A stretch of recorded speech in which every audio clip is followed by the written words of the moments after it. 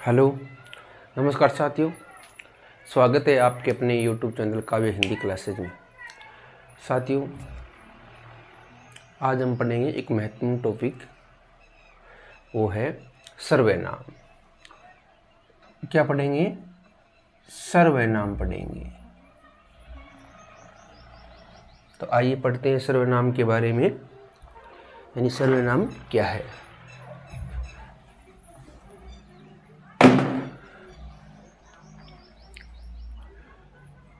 तो सर्वप्रथम सर्वनाम होते कितने होते हैं सर्वनाम? सर्वनाम होते हैं 11। कौन कौन से? मैं, तुम, आप, यह, वह, जो, सो, कोई, कुछ, कौन, क्या। तो 11 सर्वनाम होते हैं हिंदी भाषा में। तो आइए जानते हैं। हिंदी भाषा में 11 सर्वनाम होते हैं। हिंदी भाषा में कितने सर्वनाम होते हैं? 11 सर्वनाम। वे कौन कौन से हैं? एक तो मैं, तू, आप, मैं, तुम, आप, यह, वह, जो, सो। मैं, तुम, आप, यह, वह, जो, सो, कोई, कुछ, कौन, क्या। कितने हो गए? 11 हो गए क्या? 1 2 3 4 5 6 7 8 9 10 और 11। तो ये 11 क्या है? सर्वनाम है। 11 सर्वनाम है ये। और भेद की बात की जाए तो हिंदी भाषा में बात की जाए तो सर्वनाम के भेद होते हैं 6। और सर्वनाम होते कितने? कुल 11 सर्वनाम होते हैं।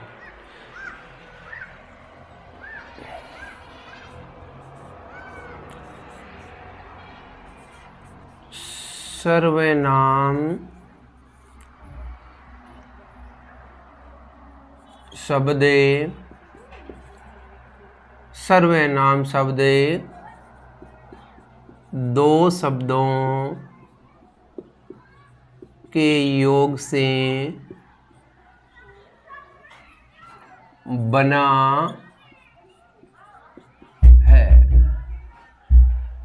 कौन कौन से हैं वो? एक तो सर्वधन नाम, सर्वधन नाम। सर्वनाम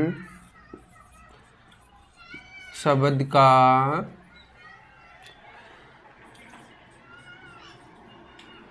सर्वनाम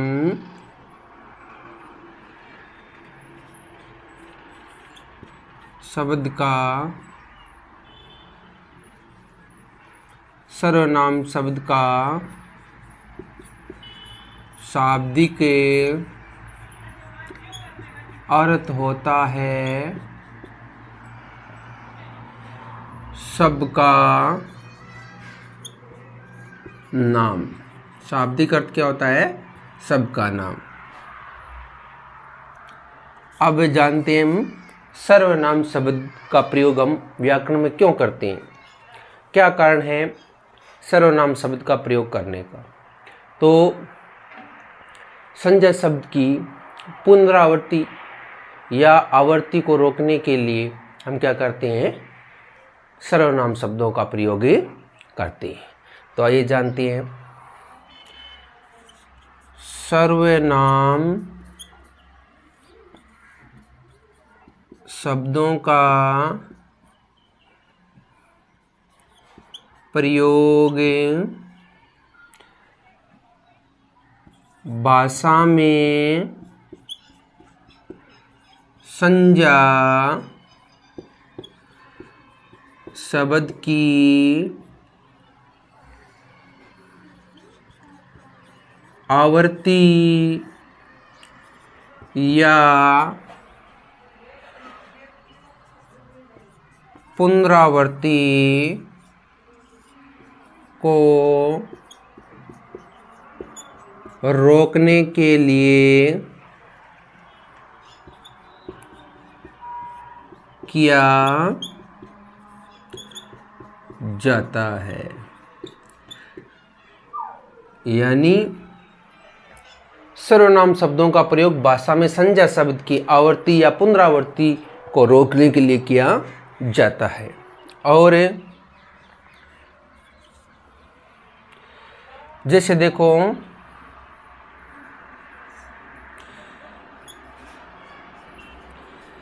जैसे राधा जयपुर में रहती है, वहाँ उनकी बड़ी बहन भी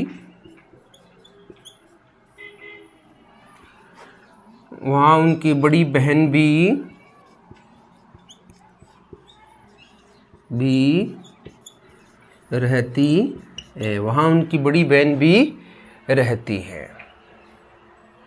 अब देखो इन वाक्यों को, राधा जयपुर में रहती है, कौन रहती है? राधा। कहाँ रहती है? जयपुर में रहती है। वहाँ उनकी बड़ी बहन भी रहती है। वहाँ कहाँ, किसके लिए प्रयुक्त हुआ है ये? वहाँ, यानी जयपुर में। जयपुर के लिए ये शब्द, वहाँ शब्द का प्रयुक्त हुआ है। जयपुर संज्ञा के स्थान पर वहाँ का प्रयुक्त, वहाँ शब्द है, वो प्रयोग में है। उनकी, किनकी? राधा की। उनकी यानी राधा की बड़ी बहन भी रहती है। तो अगर वहाँ और उनकी ये शब्द नहीं होती तो इस प्रकार का वाक्य होता, राधा जयपुर में रहती है, जयपुर में राधा की बड़ी बहन भी रहती है। तो वहाँ, यहाँ आता जयपुर और यहाँ आता राधा की, तो ये उन शब्द किसका प्रयुक्त हुआ है? राधा के लिए प्रयुक्त हुआ है। यानी राधा और जयपुर, आगे जो गद्यांश है उनमें उन शब्दों की आवर्ती न हो, इसलिए हम क्या करते हैं? सर्वनाम शब्द का प्रयोग करते हैं। सर्वनाम की परिभाषा देखिए, सर्वनाम शब्द की, किसकी परिभाषा, किसकी? सर्वनाम की।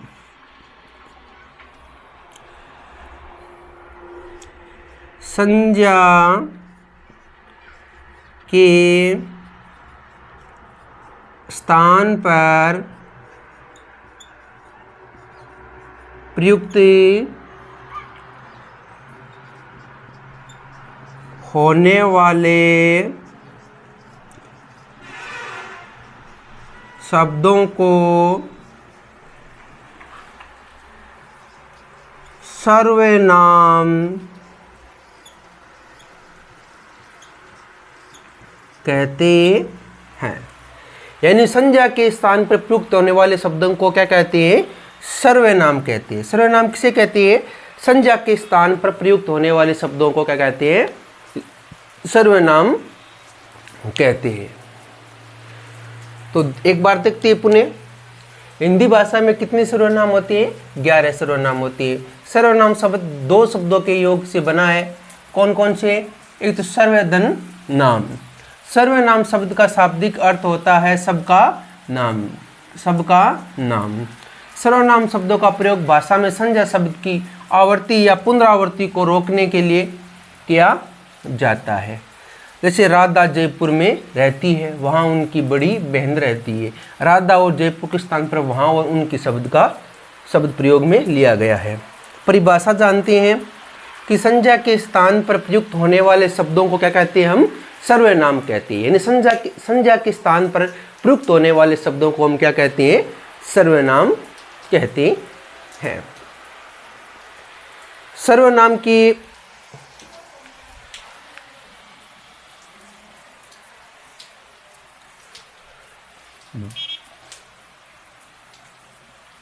प्रकार और भेद, यानी सर्वनाम के कौन कौन से भेद ही होते हैं।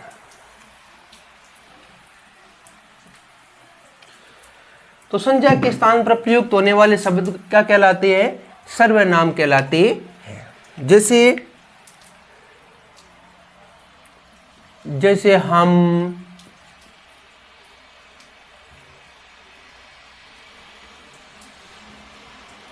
जैसे हम, तुम, वह इत्यादि। अब पढ़ते हैं सर्वनाम के भेद। सर्वनाम के भेद या प्रकार। तो सर्वनाम के कितने भेद होते हैं? सर्वनाम के भेद होते हैं 6। कितने भेद होते हैं? सर्वनाम के 6 भेद होते हैं। और सर्वनाम होते कितने हैं? सर्वनाम होते हैं 11 और सर्वनाम के भेद होते हैं 6। तो प्रकार कौन कौन से हैं? आइए देखते हैं हम कितने प्रकार होते हैं सर्वनाम के। 6 प्रकार होते हैं। तो जानते थे कौन कौन से? एक तो है पुरुषवाचक सर्वनाम। कौन सा? पुरुषवाचक सर्वनाम। दूसरा निश्चयवाचक सर्वनाम। कौन सा है? निश्चयवाचक सर्वनाम है। तीसरा है अनिश्चयवाचक सर्वनाम। अनिश्चयवाचक सर्वनाम। चौथा है प्रश्नवाचक सर्वनाम। और पांचवा है निजवाचक सर्वनाम। कैसा? निजवाचक। और 6 नंबर कौन सा है? संबंधवाचक सर्वनाम। कौन सा? संबंधवाचक सर्वनाम। तो सर्वनाम के कितने भेद होते हैं? 6 भेद होते हैं। कितने भेद होते हैं? 6 भेद। कौन कौन से हैं? एक तो पुरुषवाचक सर्वनाम है, याद रखना। कौन सा? पुरुषवाचक, निश्चयवाचक, अनिश्चयवाचक, प्रश्नवाचक, निजवाचक और संबंधवाचक।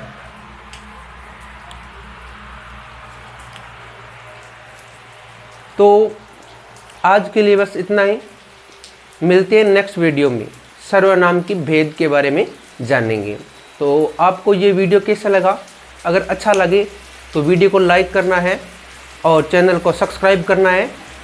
वीडियो को ज़्यादा से ज़्यादा शेयर करना है। जय हिंद, जय भारत।